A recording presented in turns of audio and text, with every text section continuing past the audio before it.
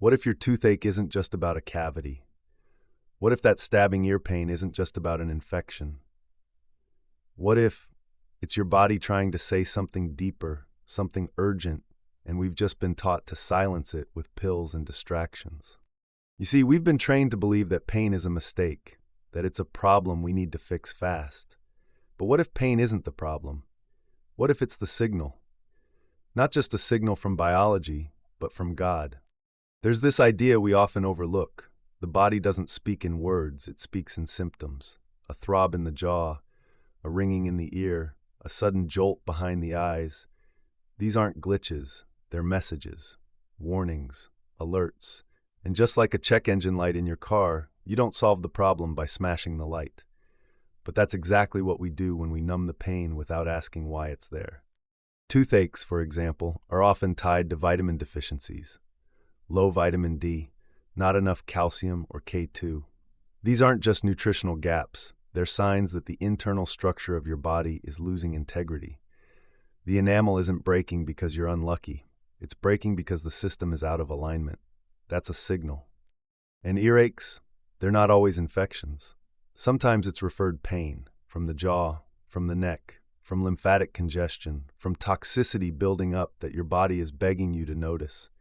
These aren't isolated pains, they're warning flares, asking you to investigate. Your body is designed by God with layers of intelligence. We often forget that. Every signal it gives you is layered with meaning.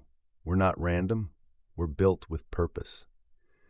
And pain is one of the most powerful ways that purpose gets communicated when we stop listening to whispers.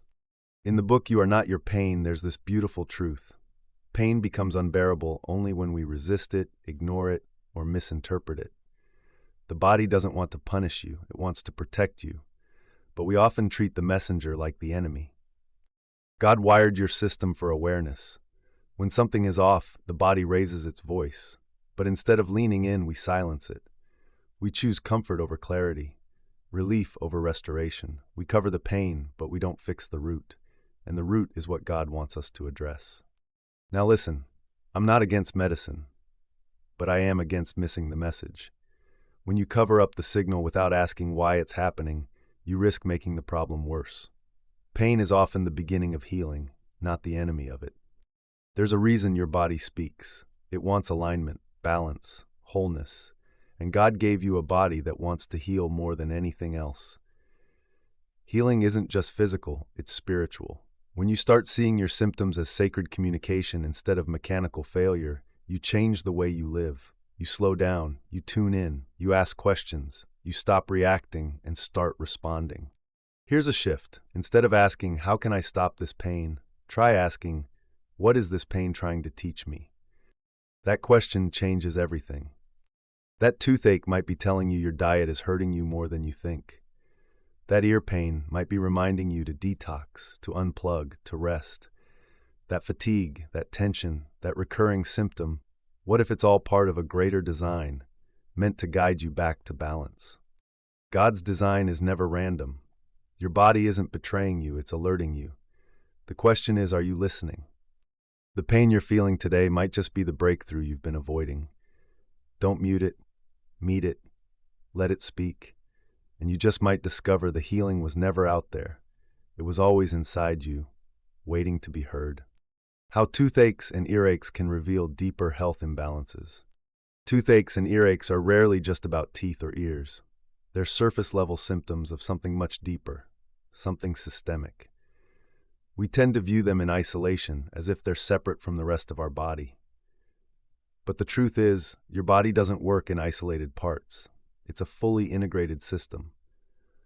When one part sends a distress signal, it's often because something beneath the surface is off balance. Take a toothache, for example. We rush to the dentist, get a filling, or maybe even a root canal. And sure, maybe that stops the pain for a while. But very often the root cause isn't addressed, because it's not just a hole in your tooth, it's a hole in your health.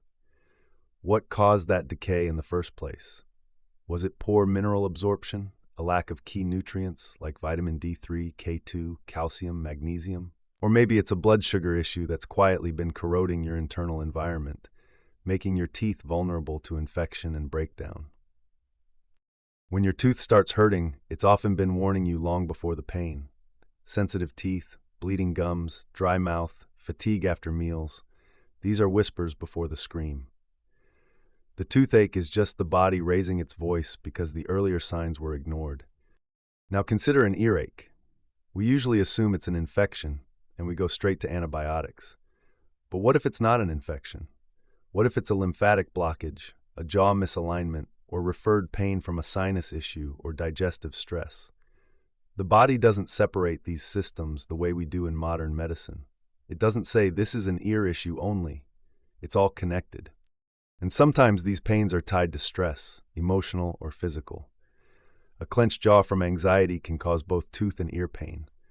A sluggish liver can cause toxin buildup, which in turn causes inflammation that radiates outward in strange places, including your ears and jaw.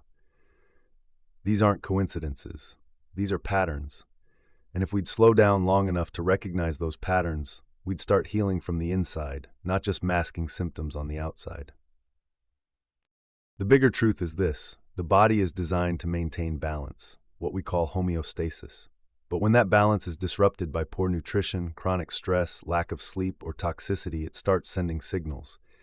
And those signals often show up in the smallest, most annoying places: a dull ache, a sharp jolt, a feeling of pressure in your ear, or sensitivity in your tooth.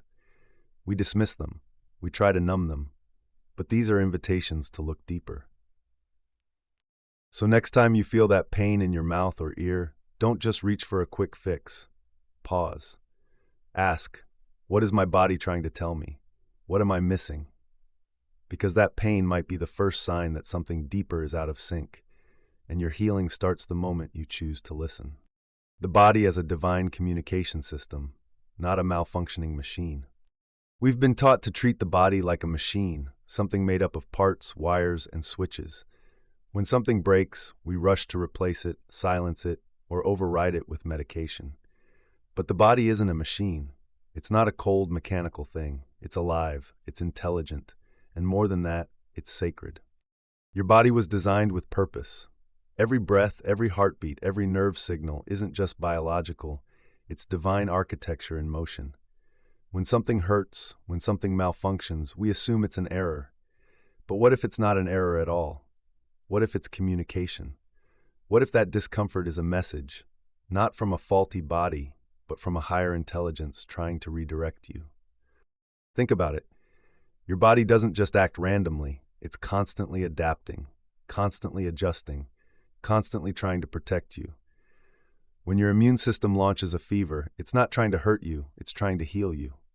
When your stomach rejects harmful food, when your skin breaks out, when your energy crashes, it's all communication.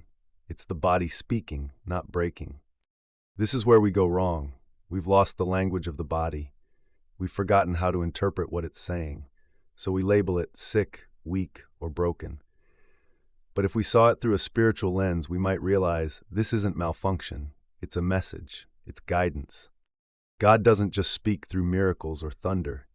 He speaks through design, through biology, through symptoms. And when we ignore the signals, when we numb them, override them, or treat them as enemies, we block that communication. We lose the opportunity to reconnect with what our body is trying to realign. We've been made in God's image, and part of that divine image is the intelligence of our own biology. The body doesn't want to destroy itself. It wants to heal. It wants to restore balance. And pain is often the very first step in that restoration process.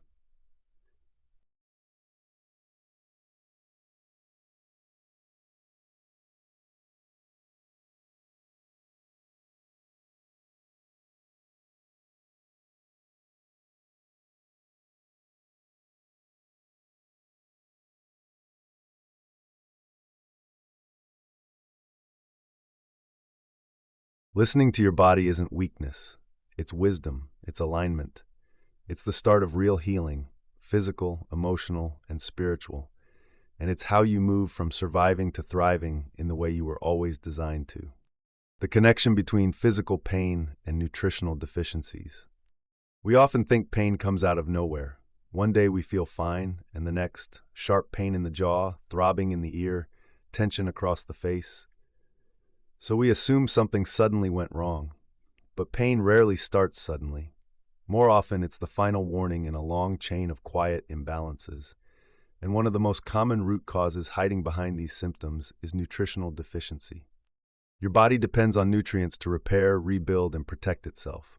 When those nutrients are missing, day after day, meal after meal, your internal systems begin to weaken, slowly, silently, until one day the structure collapses enough to cause pain.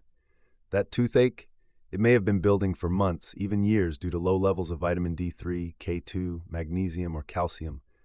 Without these, your body can't properly mineralize your bones and teeth.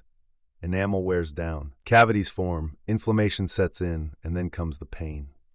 It's the same with ear pain. Many times, earaches are connected to sinus congestion, fluid retention, or inflammation, all of which can be made worse by deficiencies in key vitamins like B12, vitamin C, and zinc. When your immune system doesn't have the resources it needs, it can't manage inflammation well.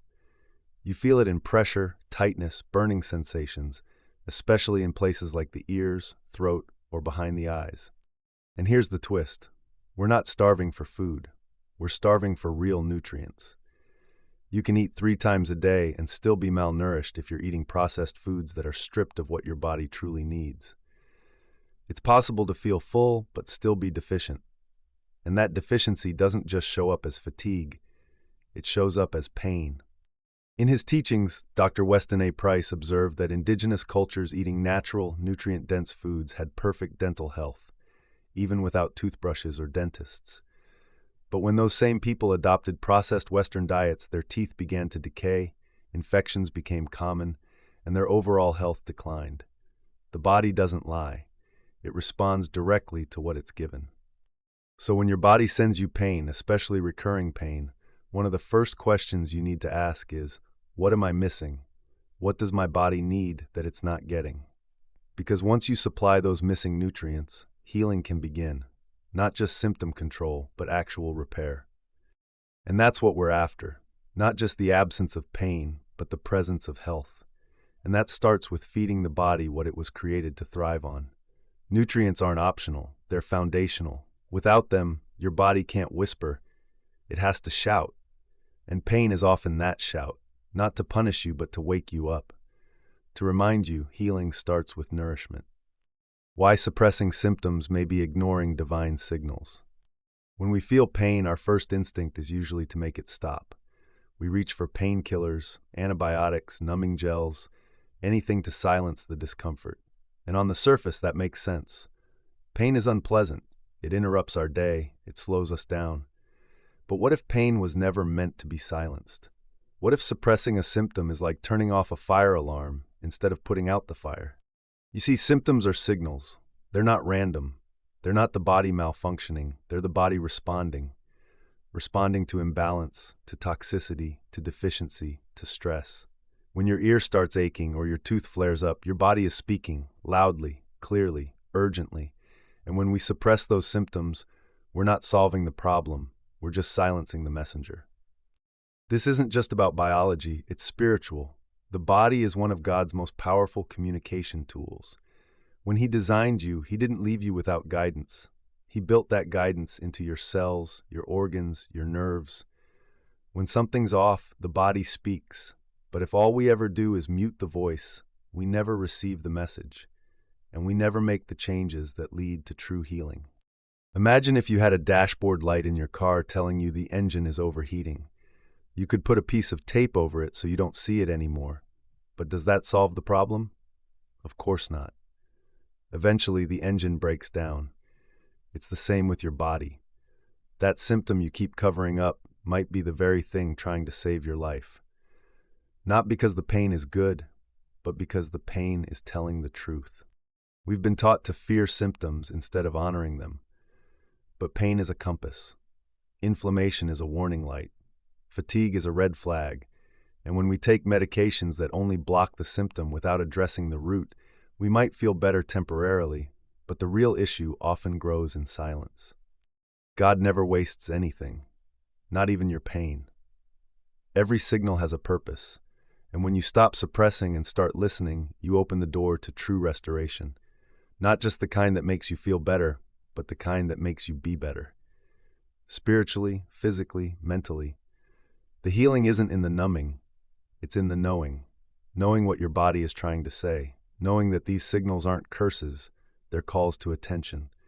And when you answer that call, your healing begins. The spiritual lens on healing and listening to your body.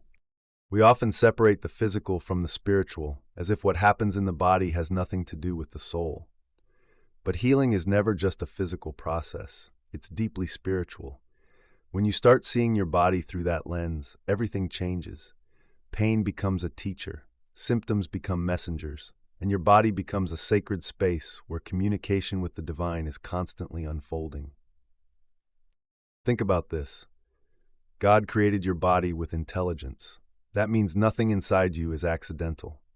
Every process, every cell, every response has meaning.